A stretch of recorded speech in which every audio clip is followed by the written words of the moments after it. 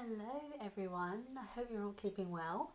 I just thought I would take the opportunity to have a little sit down, have a little chat with you all, get you all up to date on little Miss Isla and basically just kind of focus on what we've been doing lately for her sleep.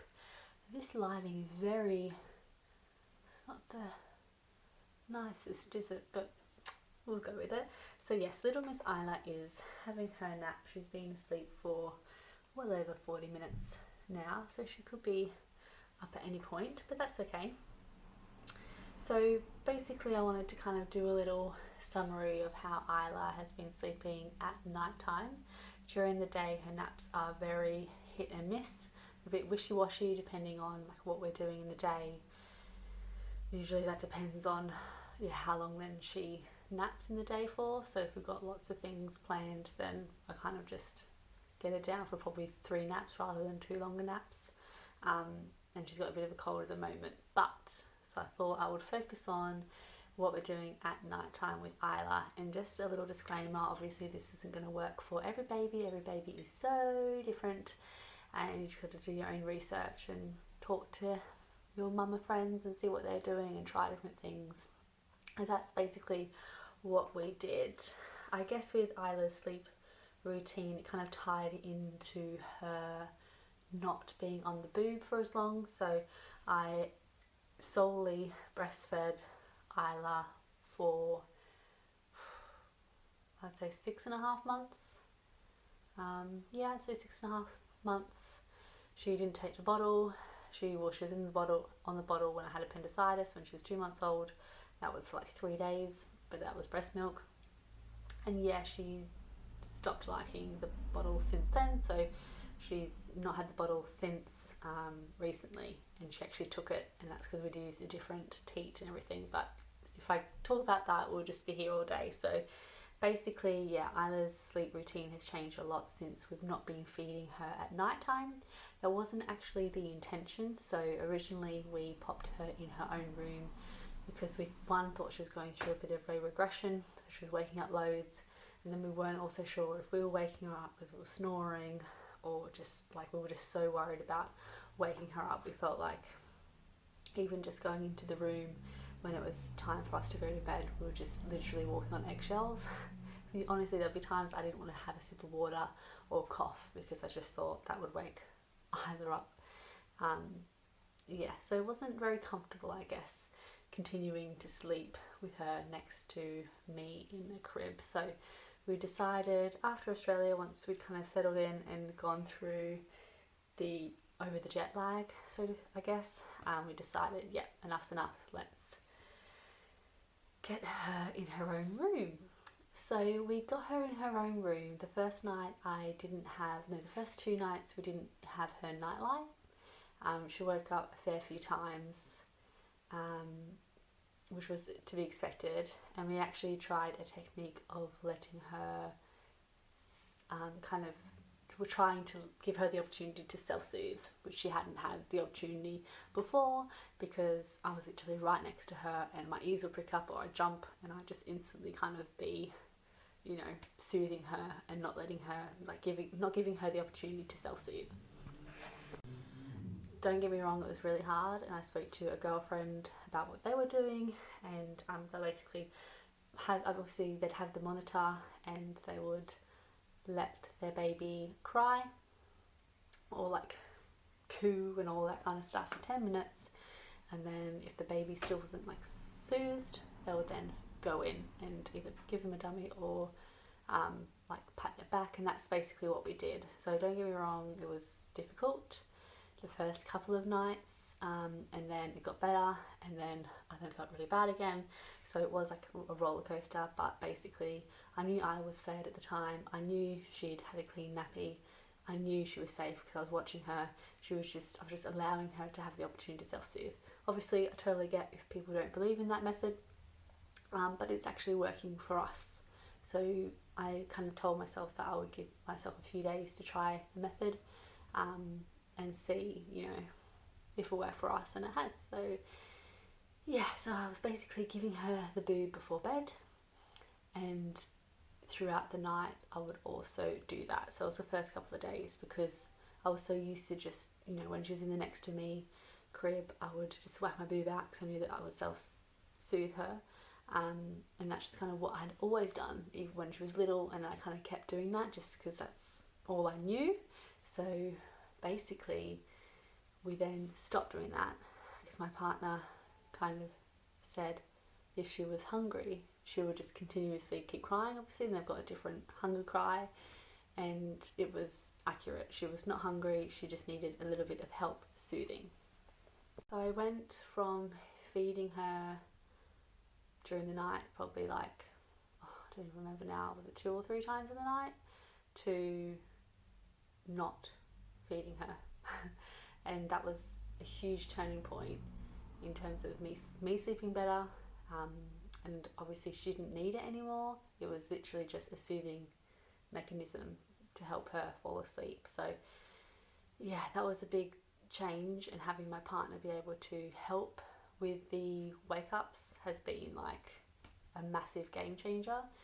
So it went from me always being the one that would get up because I was the one with the boob, to now we alternate. So some days if she wakes up at 11, you know, we've only been in bed for an hour, I'll maybe get up, and then if she wakes up again at 3 a.m, my partner will get up, and vice versa. So we kind of try and take turns in that, because I tend to struggle if I am waking up at 3. Sometimes it's then hard for me to get back to sleep because my mind just goes into overdrive. I've got so many tabs open. So yeah, we kind of alternate that and share who wakes up at that like earlier hours of the morning wake up. Don't get me wrong, there still are some days where she might wake up at 3, and then in like an hour and a half section she'll wake up like 3 times, just needing help soothing. She does have a cold at the moment, so I think that's why that is happening.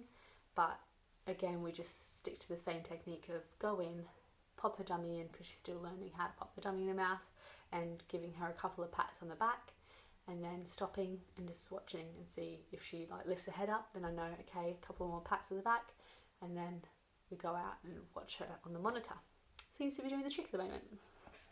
So yeah, so the first couple of days, like I said, were hard, and then I didn't have the night light in with her because I had to get an extension cord, and there was just a reason as to why I didn't have the night light in there anymore, and it was hard for me to like see what I was doing. But then I put the night light back in, and I also gave her a comforter, which she'd never had before. But when I'm feeding her, she likes to like touch my hair and twirl it round, and like obviously feel like the fabric.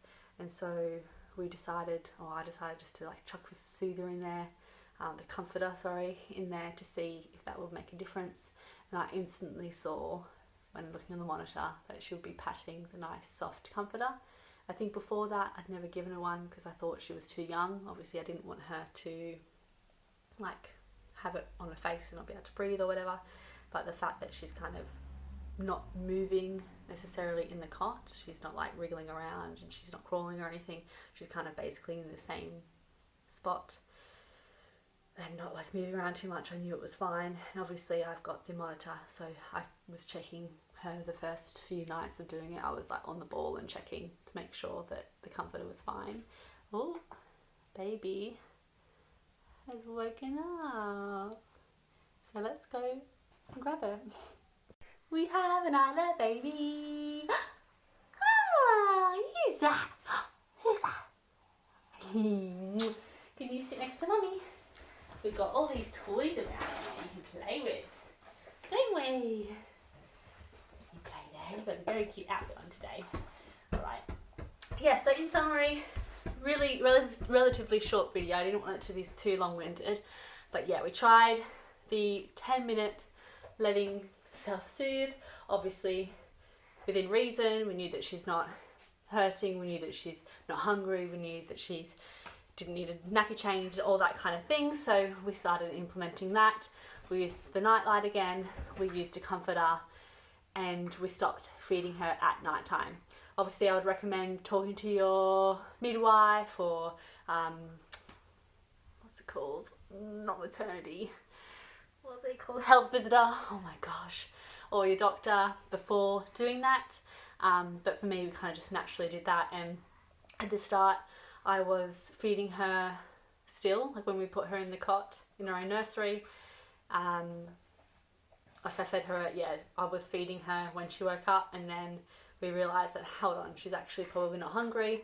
And then, we just self-soothe her, and we knew she was happy with, just being soothed and not being on the boob. So then if she woke up at 5 a.m, for example, I would then get my boob back because I thought she was still hungry. But then that naturally just dwindled as well. We started soothing her. My partner would go in and she would be happy, so she wouldn't do like a feeding, I'm hungry cry. So now she has her breakfast at like 7:30 or 8 o'clock in the morning. She has it in her sippy cup. She has a bottle. It's either formula or it's expressed milks, because I am expressing in the mornings, which I haven't done today, and it is like 3 o'clock, that's the late, so I might as well just wait now. And the fact that my breasts aren't sore, it's like emotional, but I have been doing it every morning. This is the first day I've actually not expressed in the morning, so it will be interesting to see how that goes. And I don't know, like, I'm happy that it's nice to have that moment with Isla in the evenings before she goes to bed. So now she's only breastfeeding on the breast right before bed. So she'll have dinner at like 5, in between 5 and 6, and then we'll do bath time, and then she'll go straight to bed after bath. But before popping it in her cot, I will top her up. So I think that will naturally just fade and stop, because that's what happened with the early morning one that I was doing. And I will be sad when that happens, because it's just like, it's all quiet, the room's dark, and that's just my time to, give her cuddles and just like to massage her hair, and just, I tell her about how everyone loves her, and that's like our little special moment. So obviously I know we'll have a lot of special moments, but it's nice knowing that I'm the only one that can like give her that time. But I also know, and I'm mindful that if other people look after her, I don't know how she will be not getting that feed.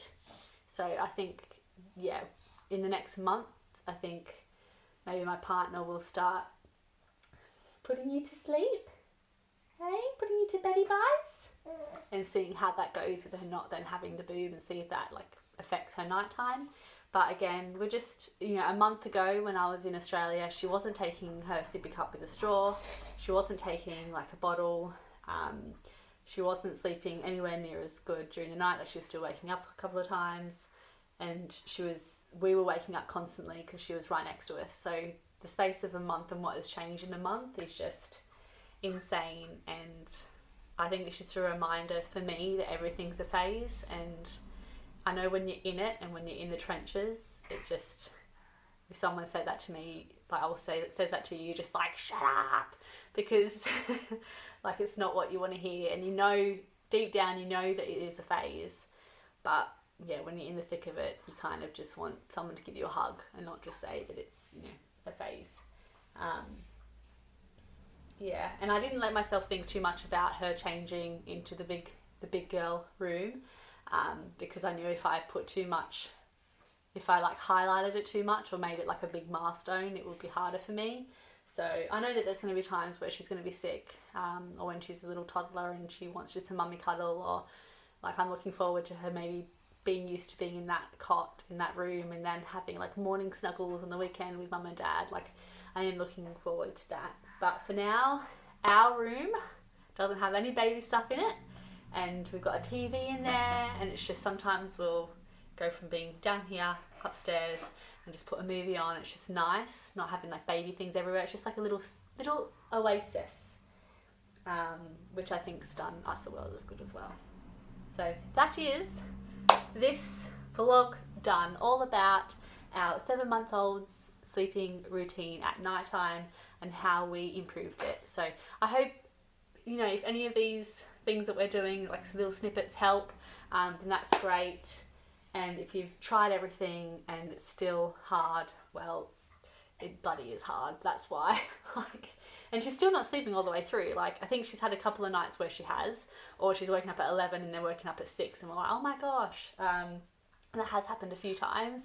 but I was still tired because I think it's going to take a while to get used to not waking, like, you know, you need a few good night sleeps.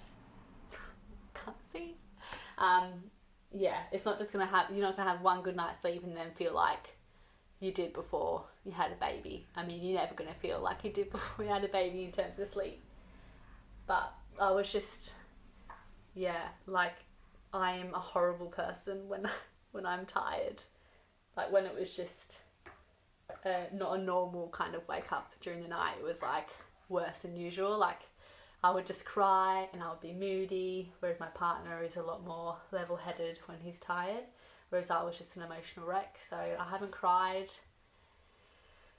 recently because of lack of sleep. So it's a win. It is a win. All right, let's show them your jolly face and we'll say goodbye. Say bye. Bye. See ya.